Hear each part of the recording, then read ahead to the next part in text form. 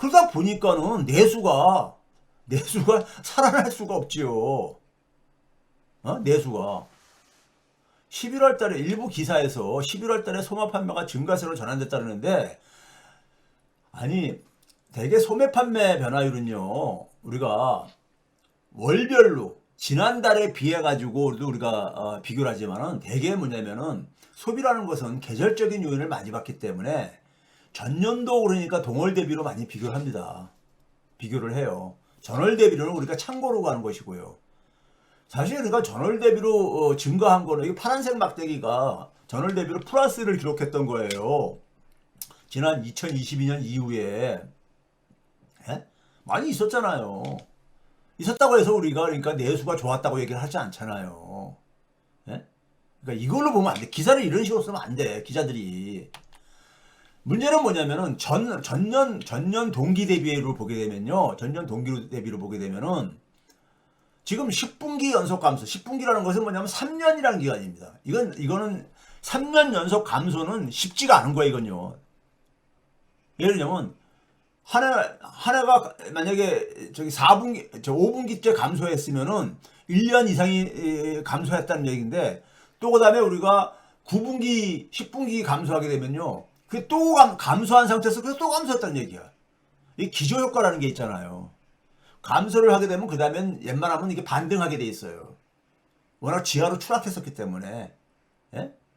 그래서 외환위기 때나 금융위기 때나 심지어는 뭐냐면은 코로나 팬데믹 때도 다 1년 이후에는 다 그러니까는 4분기 이후에는 되게 증가세로 되게 전환돼집니다.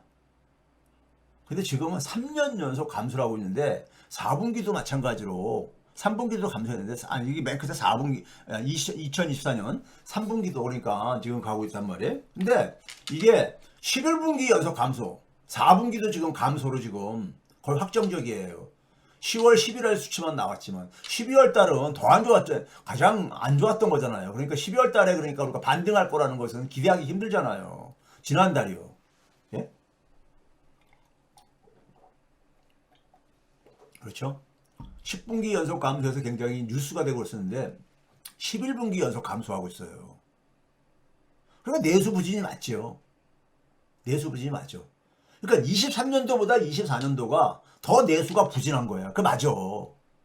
맞는데 그게 문제는 원인이 고금리나 무슨 뭐 고환율도 그러니까 최근에 간 거지. 예? 23년도에도 굉장히 그 환율 높았어. 1,300원대 계속 갔었잖아요. 예? 고금리, 고환율, 고물가 뭐 이런 얘기를 하는데 그게 뭐 24년도가 23년도보다 뭐 더 저기 더 나빴다고 그렇게 얘기하기 힘들잖아요. 그렇죠? 자, 이게 그러니까 번지수를 잘못 찍고 너무 기사를 쉽게 쓴다 이거예요. 얘들이. 자, 이게 뭐냐면요. 그럼 우리가 이제 봐보세요. 개인 회생이라는 게 있죠. 개인 회생이요. 개인 회생은 이제 빚을 이제 갚기 어려운 많은 개인들이 그러니까 빚을 지고 살고 있는데 채무자들이 이게 이제 그러니까 빚을 갚기가 어려운 상황. 예? 그래서 이제 이게 파산에 이제 직면하는 개인들이 갈 때 이제 빚을 이제 좀 나눠서 갖게 해주는 이제 이런 공적인 구제 절차죠. 개인 회생이라는 게 회생이라는 게 다시 그러니까 살린다는 얘기잖아요. 예? 보게 되면은 이게 11월 달까지 나와요. 12월 달까지 아니 집계가 아직 안 된 걸로 알고 있는데 이거 보게 되면요. 지난 2013년도부터 그러니까는 법원 통계가 이게 있습니다. 근데 이게 지난해 이게 보게 되면 거의 한 12만 명 정도가 그러니까는 개인회생 신청을 했어요. 근데 이게 10만 명을 넘은 해가 23년도하고 24년도 두 해입니다. 그 전에는 2013년도부터 10만 명을 넘어선 적이 없었어요. 11월 달까지 기준입니다, 물론. 12월 달 1년 기준이 아니라 11월 달까지 기준이에요. 10만 명이 넘은 적이 없었어. 저기 금융위기 이후에 굉장히 어려웠어도 10만 명이 2014년에 10만 명이 잠깐 넘었었네. 10만 1,700여 명으로 그러니까요. 딱 한 번 있었었고 그다음에 11만 명이 넘은 적이 한 번도 없었어요. 근데 지금 12만 명이 육박했다. 11개월 동안에. 예? 개인 회생이요. 자, 그러다 보니까 어떻게 되겠습니까요? 빚을 못 갚으니까 당연히 금융기관들은 그 대출해 준 것이 대출해 준 것이 어떻게 되겠습니까요? 부실화 될 수밖에 없지요. 이 연체, 빚을 못 갚는 게 금액이 윤석열 정권 출범 직전에 9조 한 8천억 원이었었어요. 가계대출 연체액이요. 근데 지금 그게 3분기 기준으로 계엄 사태 이전에, 직전에 17조가 넘었어요. 그러니까 거의 2배 정도가 증가했다는 얘기죠. 2배 정도. 가계가 그러니까 돈을 못 갚는 그 얘기요. 뭐 지역별 사업자 폐업률, 이건 지역별로 우리가 뭐 한 100만 명이 폐업했다 뭐 이런 얘기가 나오잖아요. 예? 근데 폐업률로 보게 되면 전국 평균이 9.9% 정도 되는데, 예? 9.9% 되는데 여기 보게 되면 이제 그러니까는 저기 인천이 가장 높고, 인천, 울산, 대전, 광주, 부산, 이 소위 말해서 대도시일수록 그러니까 크다는 것이니까는, 예? 지역 사업자 폐업률도 굉장히 높아졌어요. 높아지다 보니까 당연히 그러니까 어떻습니까?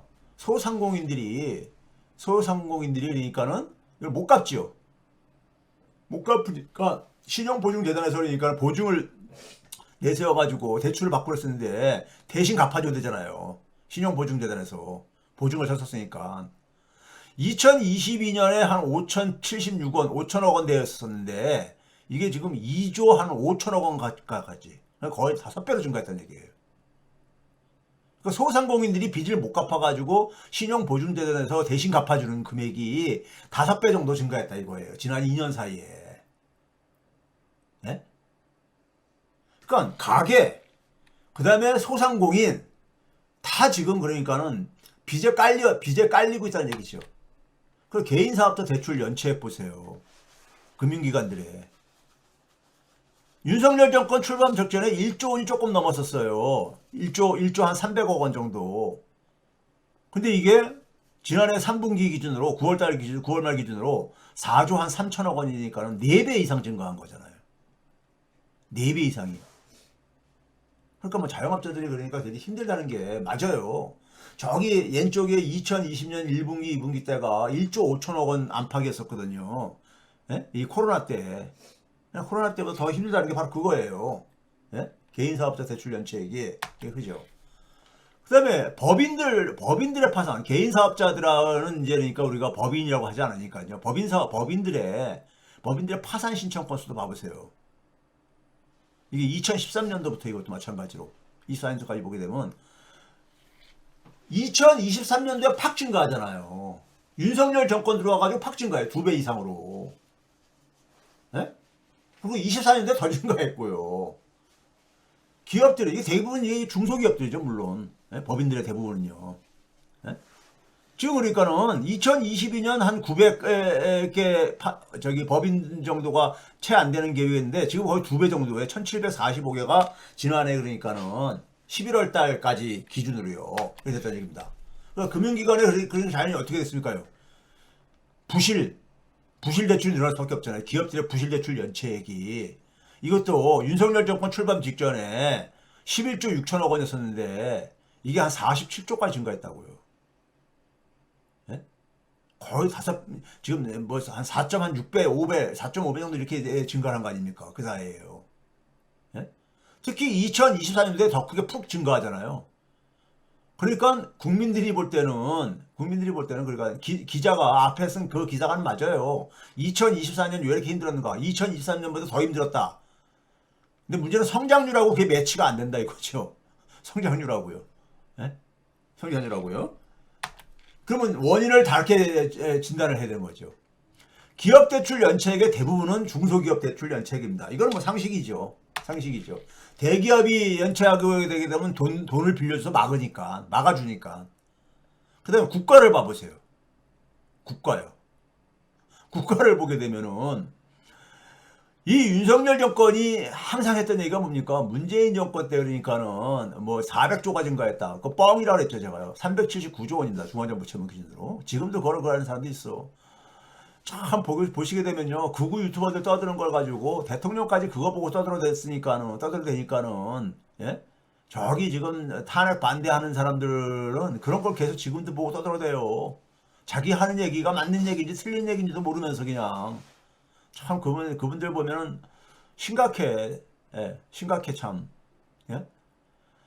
자, 재정적, 우리가 채무라는 것은요, 우리가 어떻게 발생하는 겁니까?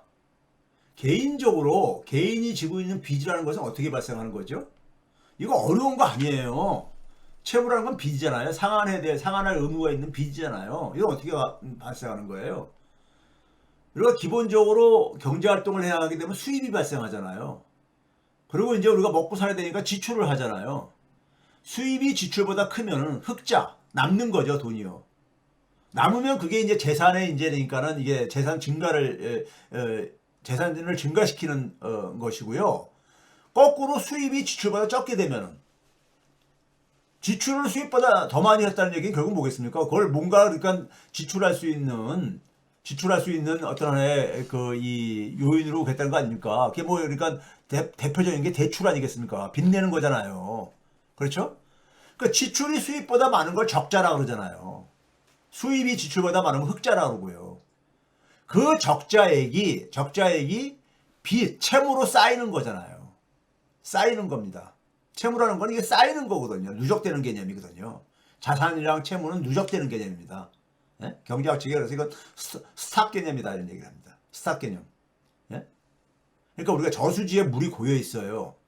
저수지에 물이 고여 있는 것은 우리가 스탁, 저장된 양이니까요. 근데 이거 저수지에 고여 있는 물은 우리가 어떻게 해서 만들어진 것 같아요?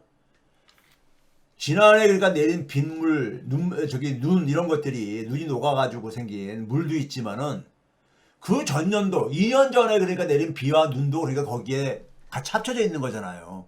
일부는 증발돼서 날아가고 또 그렇죠? 그러니까 채무라는 것은 이렇게 고여 있는 쌓여 있는 겁니다. 네, 쌓여 있는 거야. 수입과 지출은 그러니까 새로 내리는 비라든가 눈, 증발되는 거 이런 것들인 거고요. 근데 윤석열 정부 30개월 동안에 한 242조 원이 적자가 생겼어. 그러면 최소한 국가 채무는 이 정도 국가 채무가 증가해야 되잖아요. 근데 중앙정부 채무는 155조 정도뿐이 안 증가했어. 그럼 87조가 하늘에서 떨어진 겁니다. 하늘에서 떨어졌습니까? 하늘에서 떨어졌냐고요. 네? 하늘에서 떨어졌냐고. 그 얘기는 뭐예요? 그 얘기는 뭡니까요? 분식회계인 거죠. 분식회계. 그러니까 우리가 흔히 말해서 기금들에서 외평채 기금에서 갖다 쓰고 그 다음에 심지어 한국은행에서 그러니까 우리가 일시 차입을 해가지고 메꾸고 돌려막기 하고 뭐 이런 식으로 그러니까요. 이거 분식회계죠. 이걸 기준으로 하게 되면은 문재인 정부 무슨 뭐 5년 동안에 400조가 증가했다. 400조 더 증가했어요. 30개월 동안에. 문제는. 참. 예? 자, 그 다음에 이제 공기업 포함해서 공공부문의 부채를 보게 되면요. 이게 윤석열 2년 동안에 수치가 나왔으니까는 246조나 증가했습니다. 2년 만에. 공공부문이라는 것은요. 정부 부채, 그 다음에 뭐냐면 공공기관 있죠. 비영리 공공기관. 돈 벌 목적으로 만들지 않은 정부 공공기관들 있잖아요. 그 다음에 공기업. 이 세 개를 합친 게 공공부문 부채라고 합니다. 예? 옛날에 그런 얘기 많이 했잖아요. 공기업 부채까지 제가 정부 부채 가지고 별로 안 넣는 것 같다면 공기업 부채까지 막 동원을 해가지고 정치인들 중에서 유승민, 안철수 이런 친구들이 막 그랬었잖아요. 근데 공기업 부채가 윤석열 2년 동안에 246조나 증가했어요. 2년 만에. 2년 만에요. GDP 대비로도 한 5.5%포인트가 증가한 거야, 이게요. 문재인 2년 동안에 156조니까 한 90조가 더 증가한 거야. 윤석열 정부에서요. 그러니까 자, 지금 봐보세요. 개인들의 회생, 개인들이 돈을 못 갚아가지고 금융기관의 연체금액이라든가 개인 사업자나 소상공인들이 그러니까는 빚을 못 갚고 연체되는 금액이라든가 법인들, 심지어 국가 모든 게 지금 빚더미에 깔려 지금 이렇게 있는 상황인 거잖아요. 빚더미에 깔려가지고 있는 상황이라고요.